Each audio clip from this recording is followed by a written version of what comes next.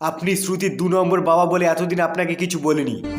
জানুয়ারি আর ফেব্রুয়ারি এই 2 মাস শ্রুতি শুধু আমার সাথেই থাকবে। আর এর মাঝে যদি একবারও আপনার ফোন আসে তাহলে ফ্রিজ থেকে বরফ এনে আপনার পিছনে গুঁজে দেব। চলো শ্রুতি, সুন্দরবন থেকে ঘুরে আসি। আপনি কেন আমার পেছনে পড়ে আছেন? চলে যান এখান থেকে। এই শালিকে এইভাবে বললে শুনবে না। চল শালি। একে অজ্ঞান করে নিয়েই সরস্বতী পুজো পর্যন্ত ঘুরবো। কমলা, এইবারে চানটা করে নাও কমলা। সেই বিয়ের পর থেকে তুমি চান করনি, তোমার গা থেকে কেমন ইঁদুর পচা গ্যাস বেরোচ্ছে। আমি কিন্তু তোমাকে ডিভোর্স দিয়ে দেবো কমলা। তুই শালা আমাকে ডিভোর্স দিয়ে দে। এই শীতে আমি আরো 1 মাস চান করব না। কমলা, আমি তোমার জন্য প্রেসার কুকারে 3টে সিটি মেরে জল গরম করে নিয়ে এসেছি, চানটা সেরে নাও কমলা। চলে যা ভোসডিকে।